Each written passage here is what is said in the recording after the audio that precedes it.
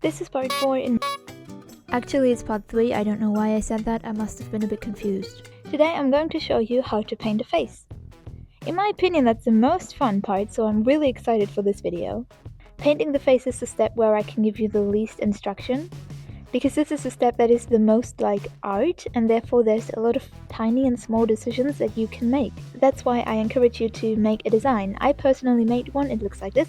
It's not very pretty, but it shows me where I want to place what color. Something I recommend is that you work with a limited amount of colors for these faces. In my kits I include 4 colors because I think that's just enough to be creative with it and have fun, but it's not so much that you're overwhelmed.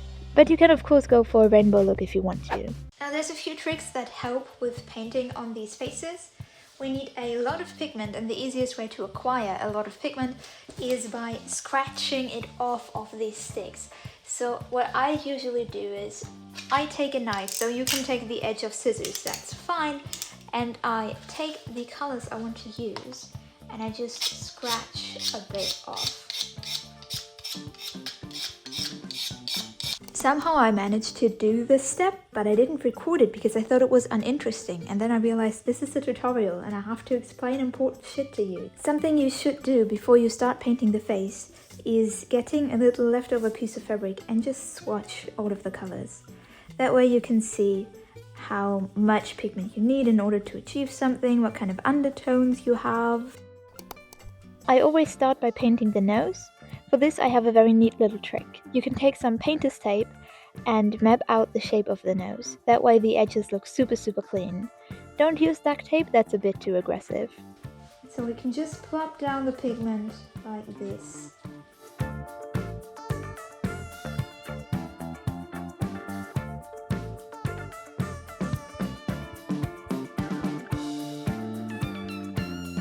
Now I don't want this green to smudge anywhere, and so what I'm going to do is I'm going to whip out my trusty hairspray, give it a good shake and seal it in. Whenever you're spraying hairspray onto these masks, make sure that everything is as smooth as it can be, because you're going to spray the fur fibers in place and you don't want them to be wrinkly. You want them to look smooth and nice and professional. And now we need to wait a second until the hairspray is dry. Later. What I wanted to do was a bit of a gradient from here to here in the purple. It's one of my standard techniques when doing these types of suits.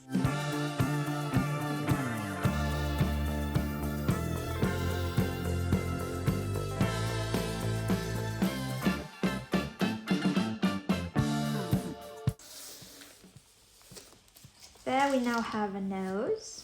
At this point I got so into the vibe of painting that I kind of started rambling about the most random bullshit, so the rest of the video is going to be narrated by me sitting on the couch. Next up I did all the blushing. Blushing is very important because these faces tend to look a bit dead because they are so white, and so you want to blush quite a bit in order to make them look lively. I always place the blush directly under the eyes, which is super common in this style of costume. I then put some on the temples, underneath the chin, and in the corners of the jaw. Something that's a bit scary about this part of the process is that there is no going back. Once the pigment is on, it's on, and you can't remove it again. Sometimes you can lighten it a bit using a wet paper towel, but it doesn't work too well. So instead of going heavy-handed, go slowly. Just build up more and more layers as you go. Every once in a while, when the pigment doesn't want to build up anymore, or when you want to save your progress, you can take some hairspray and spray it on. With these fursuits you have the most artistic liberty with the eye look. You can do basically whatever you want, you can get really creative. And if that amount of choice overwhelms you, I give you permission to heavy reference any of the Kig Style Fursuits seen in this video. It would be really nice if you credit me if you do end up heavy referencing any of my fursuits, but it would also be really nice if you tag me on Instagram or on Blue Sky, or if you use the hashtag Creatoriumkit if you post any of the creations you make when using this tutorial. I just really want to see what you all do and gush about how cool it is. Something else to think about when doing the eye look are the eyelashes. With these fursuits you can do 3-dimensional eyelashes, or you can just paint them on. And for this video I'm only going to paint them on. but I wanted to show you a few different examples.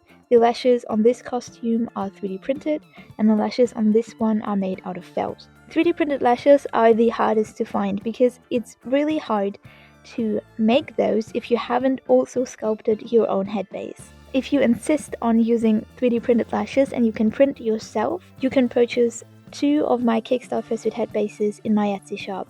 They do come with an STL file for the lashes. If you have purchased my kit and you also own a 3D printer, the STL files for these lashes are in the description and you can get them for free. But I don't want anyone to feel pressured to do these kinds of lashes. You can get really creative or you can just keep it simple like I am. When painting these faces, I always go back and forth a lot, and I wanted to skip at least a bit of that for you because I thought it would be boring, but be aware that I'm adding little touches here and there and left and right all of the time. The only thing you cannot do using these soft pastels is painting a big area. The big area in this face was painted using acrylic paints. It works very differently. This is what my finished head base looks like in the end. As you can see, it's not perfect and that's okay. I decided to add a bit more pink off camera because it was so cold and I didn't want a zombie.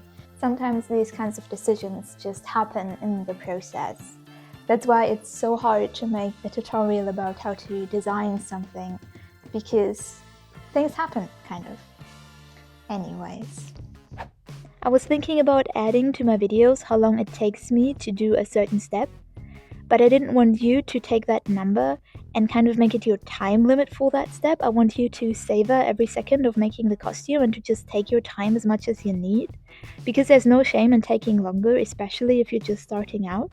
And so I've decided I'm going to reveal how long it took me to make this costume from start to finish in the last part of this series. That way that burning question that I get at conventions a lot can finally be answered, but you can also work in a relaxed way on your own projects. That's all I have for you about how to paint a face. I hope you found this helpful. I know it's quite a bit more abstract than anything we've done before, so if you have any questions, please let me know in the comments. And do subscribe and ring the bell if you want to be notified for the next part. I wish you a great success on your project, and I hope to see you in the next video.